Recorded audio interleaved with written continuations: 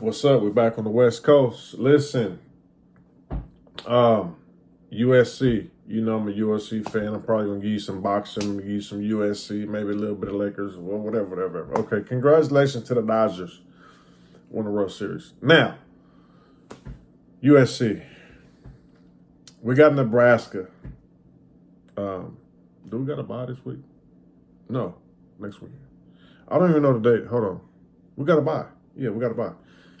So we got a week off, okay? Home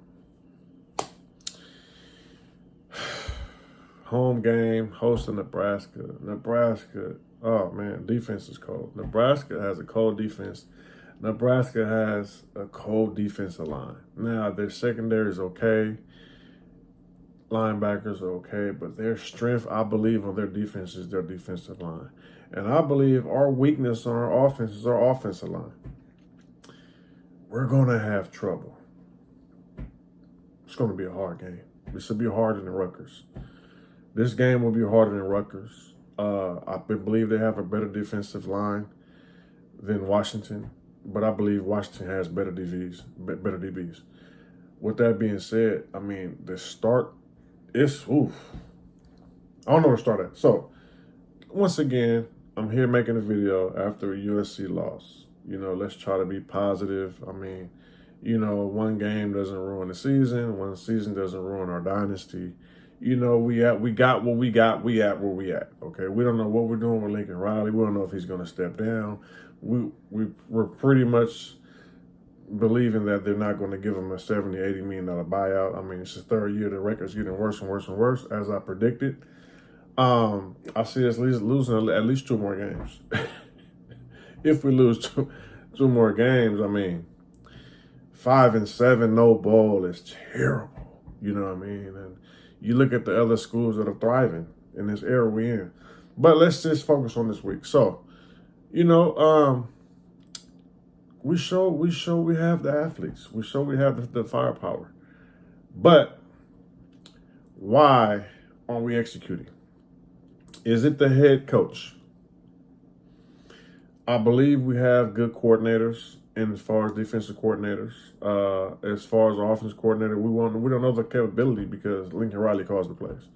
So, I mean, it's the head coach, man. You know, we can say over and over and over, it's the players. Lincoln Riley's not on the field. He didn't drop the pass. He didn't fumble. He didn't jump off sides. It's not his fault. He's not physically on the field. But it all boils down to the head coach, man.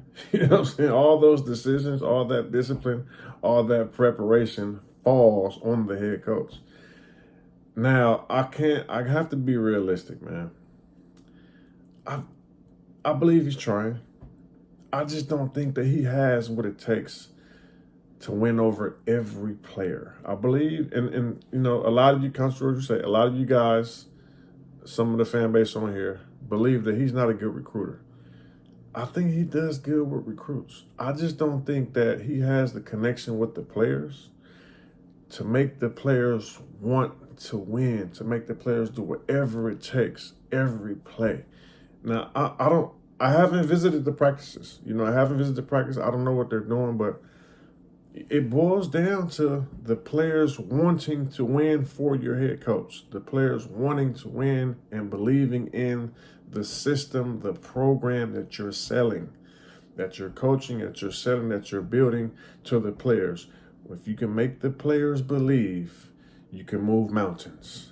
This is how upsets happen.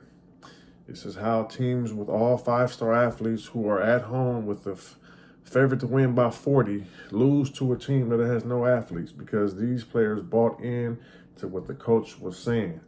They bought into the game plan and everything else. That's why I say it's the head coach, and this is why the whole world knows it's the head coach. Recruits are going to come and go. Players are going to get hurt. Players are going to get suspended. Players are going to move positions. Things are going to happen. The coach determines what's going on. Year 3, we're looking terrible. I think we should just stop talking about coach, the head coach. You know, I think we stop talking about it because us talking about it is not doing anything. You know, we as the fans, you know, we can make our comments on Instagram or social media. We can make these videos. if we're not going to boycott, if we're not going to just like, not, and which the things that probably would help us get rid of the coach will ultimately hurt the program in the long run. So this is why we just stuck with a bad taste in our mouth, because it's not too much we can do. You know what I mean? And, the reason why I say it's not too much we can do, because if we are really here as a Trojan family, fight on forever, we don't want to hurt the program, because Lincoln Riley's not going to be here forever. He's going to come and go. And we don't want to hurt the program, by not showing up, by not supporting. You know what I mean? So we still have to support. We got to figure out a way to get him out of here.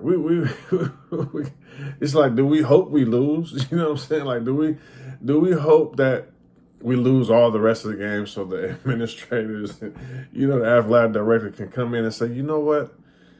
We might have made the wrong decision. And everyone sees you made the wrong decision. You know what I found out today? I found out that wherever Lincoln Riley went collegiately, the record has gotten worse. I didn't know that. I mean, of course, I know he didn't win any championships. But I didn't know that the record got worse everywhere he went. I mean, this is absurd, man. You know what I'm saying? Now, I'm also hearing that the person, Bond or Gone or whoever he's gone, who's approved his deal, his contract, is no longer with the university no more. You know what I mean? That was crazy. I mean, you get him at $80 million. Let me rewind time. When the hiring of Lincoln Riley happened, I don't even believe that he was in the media as the top choices for USC. It was kind of like a hire that came out of nowhere, as far as I remember, right? Flew him in a private jet, gave him a big, nice contract. He got a nice home in Palos Verdes, nice, pretty Mercedes. And they were saying, we got our guy. He's the one. And this is before I even did any research on him, right? And I'm just like, if he fails for whatever reason, this is going to look crazy, because where are these expectations coming from? Why are you guys saying he's our guy? From the little bit that I see, what has he done? He's not an established coach for y'all to be saying that he's our guy. We got our guy. How? Where did you get this from? So, okay. Optimistically thinking and speaking, we got our guy. Let's just roll with it. We got some good recruits, let's roll with it. Okay, first season in, we win, 9 games? Yeah, we got our guy. Let's see. Last season, I don't know if you guys remember, we lost to Utah. I didn't like that. I believe we lost to Utah twice. I went to the Utah game. Utah travels. I was at that game. They were like, "Rrr," yelling in my ear. They were very, very loud, and we didn't have a lot of people there, right? They traveled. They beat us. I was like, oh, this is bad. Next season, we played Tulane in the bowl game. This is where I start seeing that I told you guys this wasn't it. I don't like to say players' names, so I won't say the name. But there was a guy transferred from Oklahoma that was brought over by Lincoln Riley. And, we had a fourth quarter lead, I believe. And one of his recruits that he recruited from Oklahoma and brought over dropped the kickoff return and fumbled the kickoff out of bounds in like the fourth quarter, something like that. And, I think they ran in and got a touchdown. It was just like, what is going on with the special team? Like, where's the discipline? Why is he back there? He's dropped multiple passes in that game and before. He's dropped a lot of passes. Like, why is he even in the game? You know what I mean? So all this stuff boils down to coaches. The decisions we make with the personnel, the timing, it all boils down to the coaches.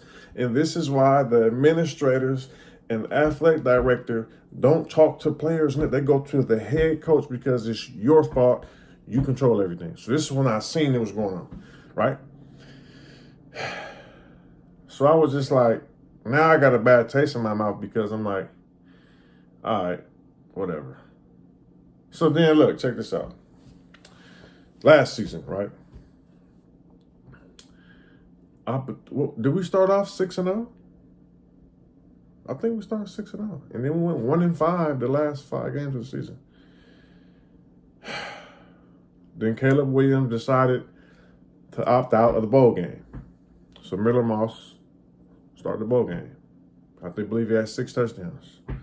4 of those touchdowns were poorly thrown balls. Dude just looked out of place, right?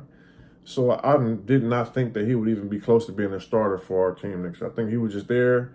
You know, he was trying to finish the season off. Caleb showed up to the game. Had a lot of people, put a couple guys going to the next level, NFL. We were having fun, you know, and it went how it went. This is how you know it was some tricky going on. So when spring ball came, I was at the game at the Coliseum. We didn't have an official starting quarterback yet. It was like, because if Miller Moss was solid, he would already be known to be the number 1 quarterback. It was like he's locked in. Like he's locked in.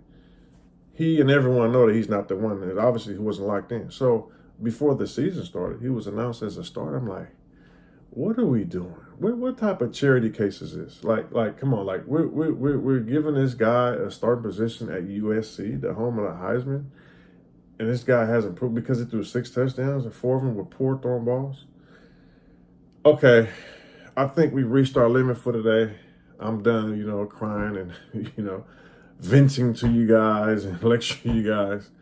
Like, share, and subscribe. Let's just try to focus on the big picture. Lincoln Riley won't be our downfall here forever. He will be gone, whether sooner or later. Let's still support. Let's still encourage the recruits. Let's still build the program. Let's still go to the game. And I'm guilty. I didn't go to the Rutgers game. I had tickets. I chose not to purchase tickets to the Washington game. But I do like to travel, and I do go to away games. I do go to games. So if you can't go to a game, let's go to the game. If you have the resources to go to a USC game, we got 3 left. Let's support our Trojans. Let's think optimistically, and we're kind of stuck. I think we're stuck with Lincoln. You know, I think we're stuck with him. Maybe we can urge and vote and comment and yell out for help that he needs to bench the quarterback. You know, we have a very good number 14 quarterback 2 back there that's ready to be unleashed. And hopefully he doesn't transfer. You know what I mean? So like, share, and subscribe. See y'all soon. Fight on forever. Let's get it.